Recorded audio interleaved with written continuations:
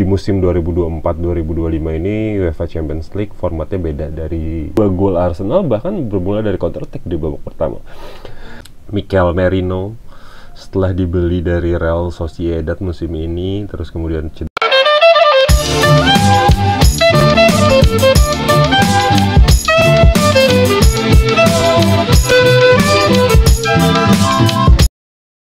halo guys, balik lagi di konten Only Gunners ya hari ini ya. Hari Rabu tanggal 2 Oktober 2024. Langsung aja kita mulai bahas match day 2 UCL Arsenal versus PSG tadi malam. Oke, tadi malam Arsenal main match kedua UEFA Champions League atau UCL melawan PSG di Emirates Stadium dengan format baru UCL ya, yang 36 tim. Buat teman-teman yang mungkin belum tahu, format baru UCL sekarang di musim 2024-2025 ini UEFA Champions League formatnya beda dari tahun-tahun sebelumnya. 36 tim diadu dalam sistem liga. Ntar tabelnya bisa gue kasih lihat di sini. 36 tim semuanya yang udah terkualifikasi langsung ke babak liga ini adalah tim-tim terbaik ya, termasuk Arsenal FC dan beberapa hampir semua tim-tim terbaik Eropa. Real Madrid juara bertahan dan sebagainya gitu. 36 tim ini diadu home away dalam 8 pertandingan secara random. Melalui pot pilihan. Kalau sebelumnya kan setiap tim bertanding dalam sistem grup A, B, C, D, E, F, G, H gitu kan.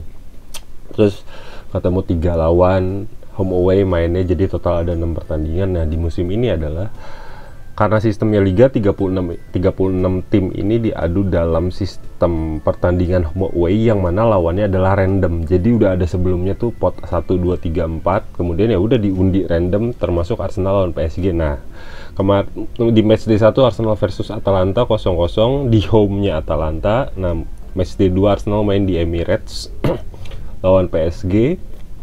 Nanti tuh nggak ada home-nya Arsenal lawan Atalanta atau away-nya Arsenal lawan PSG. Begitu, pokoknya random banget. Nah, habis itu formatnya 8 tim teratas itu lolos ke babak selanjutnya fase knockout. Terus 16 tim dari peringkat 9 sampai berapa tuh kalau sampai 16? 25 ya kalau nggak salah. Bener nggak sih? Pokoknya 9 sampai berapa itu dikocok dalam sistem home away, baru setelah itu pemenangnya diaduin dengan yang 8 teratas tadi dalam sistem babak 16 besar, kurang lebih kayak gitu. Ntar formatnya sambil gua jelasin tadi, sambil gua tampilin gambarnya di layar. Oke, langsung aja sekarang kita lebih detail bahas Arsenal tadi malam ngelawan PSG Paris Saint-Germain ya. Arsenal masih dengan formasi saat melawan Manchester City Manchester City dan Leicester di 2 pertandingan terakhir ya, dengan back four yang sama, Calafiori, Saliba, Gabriel, kemudian Timber di kanan, David Raya masih di posisi goalkeeper, gelandang bertahannya Thomas Partey ditemenin Declan Rice dan Leandro Trossard masih mengisi posisi Martin Odegaard. Depannya di sebelah kiri ada Gabriel Martinelli, di sebelah kanan Bukayo Saka sebagai kapten pula hari ini. Dan di goal getter ada Kai Havertz. PSG lawan PSG Arsenal tadi malam sebenarnya pertandingannya berjalan menurut gue pribadi ya, menurut gue biasa aja gitu. Nggak greget, bagus tapi nggak greget, ngerti nggak? Arsenal memainkan permainan yang sangat brilian tadi malam. Buat gue tadi malam man of the match adalah Leandro Trossard ya, buat gue pribadi. Walaupun di UCL-nya adalah Kai Havertz yang dapat man of the match, tapi buat gue Leandro Trossard memberikan impact yang sangat luar biasa banget buat Arsenal. Di event 3 match terakhir dia berperan sebagai pengganti Martin Odegaard di posisinya Odegaard gitu. Luar biasa banget. Sangat kreatif. Tadi malam Trossard memberi umpan ke Kai Havertz untuk terjadinya gol pertama. Dia dribble, counter attack, dribble sendiri dari ke sisi kanan pertahanan lawan. ngelihat Kai Havertz di tengah sambil overlap peran, diumpan sama Leandro Trossard, disundul sama Kai Havertz dalam timing yang sangat tepat dan brilian. Donnarumma agak telat sedikit untuk antisipasi, jadi terciptalah gol. Dan nggak lama selang setelah itu Arsenal dapat gol kedua dari direct free kick yang sangat mengecoh, yang dieksekusi sama kapten tim Bukayo Saka. Saka ngambil free kick dari kanan, niatnya sih sebenarnya umpan ya, free kick nggak terlalu tinggi gitu loh, cuman ngegedug mantul di tanah sekali. Ada 3 pemain, Partey, Martinelli sama siapa, yang bikin pergerakan bola tuh jadi membingungkan buat kiper, sehingga arahnya nggak ketebak gitu, mau bolanya mau kesentuh, takutnya salah antisipasi, kalau nggak diantisipasi takutnya gimana, jadi serba salah Donnarumma, dan itu nggak kena akhirnya sama siapapun pemain, jadi masuknya direct free kick dari Bukayo Saka. Oke. Sekarang gue akan bahas sedikit soal PSG. Menarik ya, karena PSG di event 5 musim terakhir tuh selalu menjadi tim yang lumayan unggulan lah di Champions League. Kalau Arsenal kan baru 3 musim terakhir ini main lagi di Champions League kan. Kalau PSG dengan kekuatan finansialnya, pemain bintangnya selalu digadang-gadang ya minimal semifinal lah, atau juara lah bahkan targetnya setiap musim. Dan itu sebenarnya terbukti ya kemarin waktu masih ada Neymar, khususnya Mbappe, Messi yang jadi tulang punggung. Kali ini gue sebenarnya jujur aja gue bukan pengikut atau penonton Liga Prancis ya, Ligue 1 ya, tapi kalau PSG main di Champions League mostly sih gue pasti nonton, apalagi waktu masih ada Mbappe, Messi atau Neymar. Dan kalau ngelihat bukan statistik deh, jangan bicara statistik ntar kesotoyan lagi. Kalau bicara hasil aja deh, di 5 musim terakhir PSG yang sempat masuk final UCL, kemudian di Ligue 1 juga masih dominan. Dan kalau gue nonton pertandingan PSG di Champions League juga mengerikan gitu ya timnya ya. Tapi tadi malam tuh ngelawan Arsenal sangat-sangat nggak kelihatan banget dominasi PSG. Oke, kalau position ball atau secara statistik ball position tadi malam di Emirates jujur aja ya sedikit lebih banyak PSG dalam menguasai bola ya, karena Arsenal tadi malam pakai strateginya counter. Arsenal tuh gila, gue harus bilang Arteta sangat jenius sih sebenarnya. Mungkin buat beberapa orang yang nggak setuju sih nggak apa-apa ya, tapi mungkin pengennya kalau main di home tuh ball position tinggi, bla bla bla bla bla. Tapi Arteta, gue juga sebenarnya ngiranya tadi malam tuh Arsenal bakal super ball position waktu ngelawan Leicester gitu. Tapi enggak sama sekali. Bukan karena kalah materi pemain atau karena kalah mental atau karena kalah skill sama PSG, tapi menurut gue tadi malam tuh Arteta bener-bener kayak instruksiin anak-anaknya supaya nyerang PSG itu masuk ke PSG lewat counter attack gitu loh. Dan itu works banget karena 2 gol Arsenal bahkan bermula dari counter attack di babak pertama. Nah, PSG ini bukan gue bilang kualitasnya jauh menurun. Ya dibilang, kalau nggak dibilang menurun ya nggak juga, pasti menurun lah. Pilar-pilar pentingnya kecabut semua, Neymar, Messi, apalagi Mbappe yang andalan banget kan.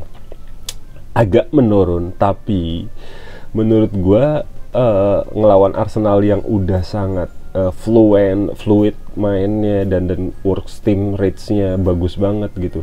PSG tuh seperti tim yang kebingungan saat megang bola, walaupun mereka ball positionnya lebih banyak dari Arsenal ya secara angka ya. Sebenarnya kalau yang nonton langsung nggak kelihatan banget lah, orang silih berganti nyerang, tempo lumayan cepet sebenarnya. Cuman oke, kita anggap PSG passingnya pas kompletnya lebih banyak dan ball position timingnya lebih banyak dari Arsenal. Oke, kita ambil ke situ. Cuman efektivitas serangannya PSG itu membingungkan sendiri. Jadi nggak ada goal getter yang bener-bener di depan yang bisa diandelin. Kalau dulu tuh ada Mbappe, ada Neymar, misalnya Mbappe-nya cedera, Neymar-nya bisa diandelin. Even though ada Messi apalagi, terus masih ada Choupo-Moting misalnya yang benar-benar goal getter. Tadi malam tuh nggak kelihatan banget sama sekali.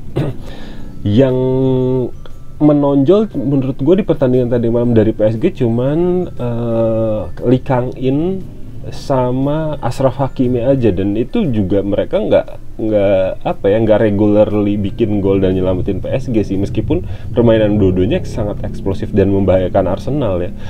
Beberapa kali peluang oleh PSG, dimulai dari Lee Kang-in tendangan jarak jauh yang knuckle ball, terus kemudian sprinting Achraf Hakimi overlap ngelewatin Calafiori, itu juga bahaya banget. Dan ada satu peluang di babak pertama dari Nuno Tavares kena tiang, dan ada beberapa kali juga PSG kena tiang. Tapi jujur biasanya tuh gue kalau nonton Arsenal diserang tim lawan kena tiang tuh gue deg-degan gitu, kayak anjir, tadi malam tuh even enggak gitu, ya udah kena tiang aja. Kenapa? Karena gue yakin banget Arsenal masih bisa ngelawan, even sebenarnya Arsenal bisa menang lebih besar skornya, bisa 3-4-0 harusnya, kalau Gabriel Martinelli bisa manfaatin peluang-peluang yang dia dapat. Ada 2 peluang clean tadi malam yang tidak bisa dimanfaatkan oleh Gabriel Martinelli menjadi gol. Sebenarnya gue bukan orang yang membenci pemain banget gitu loh, enggak. Cuman menurut gue di pentas Liga Champions kayak semalam yang intensitasnya tinggi itu, Gabriel Martinelli itu masih buang-buang peluang clean yang harusnya bisa jadi gol, dan itu sangat-sangat meresahkan banget buat gue seorang fans gitu loh. Meresahkannya gimana? Karena kalau lu ngelawannya tim-tim sekelas Real Madrid, Inter Milan, Manchester City di Liga Champions dan di fase knockout yang mana sangat krusial timing itu, dan lu nggak bisa manfaatin peluang itu, bener-bener merugikan banget gitu loh. Dan kejadian Martinelli itu udah nggak bisa keulang sebenarnya. Itu udah melelahkan buat saya, terutama yang nonton Martinelli gitu. Gue nggak benci hate personality-nya Martinelli ya, cuman kalau Martinelli terus-terusan bermain seperti ini, itu sangat-sangat nyebelin sih untuk semua orang yang nonton dia, beneran deh. Dan itu merugikan secara tim gitu loh. Dan tadi malam gue nggak tahu kenapa Julian Timber sempat ditarik di awal babak kedua ya, dimasukin Jakub Kiwior. Kemudian menurut gue Arteta tuh kalau mencadangkan pemain tuh menurut gue kayak emang tepat sih dia. Gini loh, kadang-kadang gue mikir ya, anjir Arteta banyak banget pemainnya ini, nggak backnya deh, misalnya kita bicara backnya Arsenal aja deh, nggak dimain-mainin, apa emang karena kenapa sih nggak mau ngasih kesempatan banget? Atau Ramsdale deh, kenapa sih nggak mau dikasih kesempatan sama Arteta, tega banget langsung switch ke Raya gitu loh. Tapi tadi malam tuh gue akhirnya ngeliat kenapa Arteta mencadangkan beberapa pemain dan memilih pemain lainnya untuk bermain di tim inti walaupun jadwalnya padat, karena tadi malam kelihatan ada beberapa pemain yang ketika dikasih kesempatan main emang mengkhawatirkan dan nggak perform gitu. Contohnya Kiwior gitu loh. Sebenarnya gue nggak hate juga sama Kiwior, dan gue berharap Kiwior tuh masih bisa berkembang lah, masih bisa jadi andalan lah, karena untuk di posisi back sentral tuh Arsenal memang kurang ya, ngandelinnya cuma Saliba sama Gabriel terus tiap pertandingan. Cuman dari pertandingan di League Cup kemarin, terus di Liga Champions, Kiwior tuh ketika dimainin tuh masih banyak perilaku dia yang gugup gitu loh. Jadi buang bola sembarangan, lalu ketika ngejagain pemain banyak yang lepas, dan itu sangat membahayakan gawang Arsenal. Makanya akhirnya gue ngerti, anjir kenapa Arteta nggak ngasih Kiwior kesempatan lagi, karena terlalu besar kos kerugiannya, harganya, kalau seorang pemain di tim dengan ambisi seperti Arsenal dan di intensity seperti Arsenal merugikan tim. Bukan benci, ini semua bukan masalah benci, tapi lebih masalah efektivitas dan mikir kerugian gitu loh. Oke, kita lanjut. Dan tadi malam adalah debut pertama dari Mikel Merino setelah dibeli dari Real Sociedad musim ini, terus kemudian cedera bahu, dan akhirnya tadi malam main di babak kedua menggantikan Thomas Partey. Oke. Gua pribadi bukan orang yang selama ini ngikutin Liga Spanyol, terus terang. Yang gue mostly gue nonton Liga Inggris aja gitu loh, dan khususnya Arsenal aja, mostly ya, kecuali big match pasti gue tonton lah. Tapi Liga Spanyol tuh gue udah jarang banget nonton semenjak Messi sama Ronaldo nggak ada. Jadi agak males, jadi nggak terlalu ngikutin. Tapi Mikel Merino ini karena dibeli Arsenal, mau nggak mau gue akhirnya nonton beberapa cuplikan dia di Sociedad, yang mana lumayan oke lah kalau dari yang gue lihat dari highlight di YouTube ya, kurang lebih. Tapi itu penilaian yang sangat abu-abu sekali dan tidak valid banget gitu. Cuman akhirnya tadi malam Mikel Merino main ganti Thomas Partey, dan gue akan memberikan penilaian buat Mikel Merino permainannya hanya base dari pertandingan tadi malam ya. Jadi mungkin bisa fair bisa enggak terserah lah, tapi gue hanya akan ngasih pendapat gue berdasarkan pertandingan tadi malam. Menurut gue tadi malam Mikel Merino bermain cukup apik, cukup baik sebagai pemain yang baru masuk, yang mencoba blend ke tim. Dia bermain di posisi gelandang bertahan, posisinya Thomas Partey, dan menurut gue ada beberapa kelebihan Mikel Merino yang dia memberikan flavor atau rasa lain dibanding gelandang bertahan Arsenal lainnya. Oke. Arsenal kan saat ini hanya punya 2 gelandang bertahan sebenarnya yang dimainkan di posisi itu secara baku ya, yaitu Thomas Partey sama Jorginho sebenarnya yang benar-benar main di situ. Declan memang diplot untuk posisi itu tadinya, cuman lebih banyak bermain di posisi nomor 8 sekarang ini. Even dari ketika dia masuk Arsenal, Declan Rice tuh lebih banyak di posisi nomor 8 gantiin Granit Xhaka, bukan di posisi depan back 4. Oke. Nah, Mikel Merino tadi malam gantiin Thomas Partey dan main di posisi depan back 4. Dan antisipasi Mikel Merino tuh terhadap bola ketika Arsenal lagi nggak pegang bola, kemudian intercept dia kepada lawan saat pegang bola, kemudian overlapping dia, transisinya dari posisi 6 bantu maju serangan. Dan itu untuk satu pertandingan yang bisa gue nilai tadi malam itu sangat lumayan banget buat gue, dan itu pilihan yang sangat oke ya. Nggak tahu ya kedepannya, semoga Merino bisa seperti ini terus, jadi bisa ngasih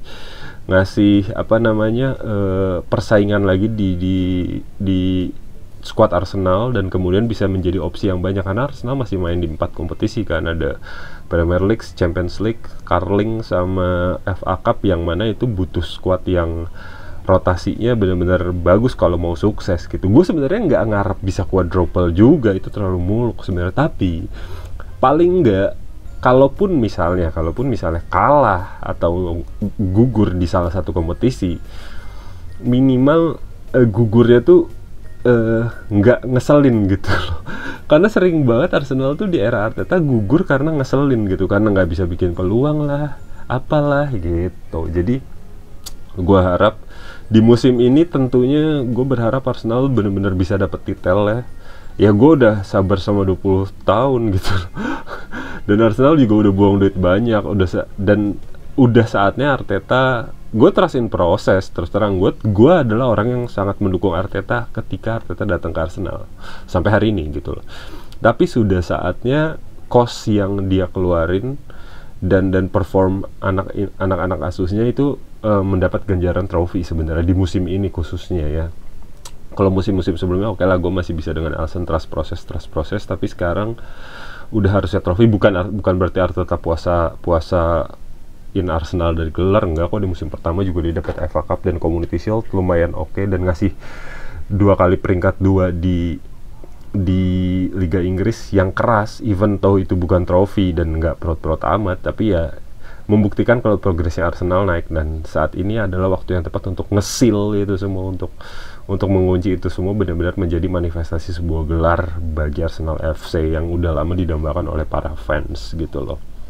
Dan khususnya Liga Inggris sih, menurut gue udah terlalu lama puasanya. Dan ini bukan Arsenal yang dulu pelit belanja kayak di era Wenger, kita udah bisa bersaing secara sponsorship sehingga bisa beli pemain-pemain mahal, termasuk Declan Rice sampai 100 juta. Itu udah membuktikan finansial Arsenal sangat-sangat sehat gitu loh. Jadi udah waktunya sekarang ngasih trofi tanpa ada alasan apapun lagi gitu. Dan semoga penampilan Arsenal bisa kita lihat secara konsisten bagus ya, seperti awal musim ini. Kurang lebih sih kayak gitu review pertandingan match Arsenal versus PSG tadi malam, UCL match 2. Sampai jumpa di review match berikutnya. Only Gunners, bye.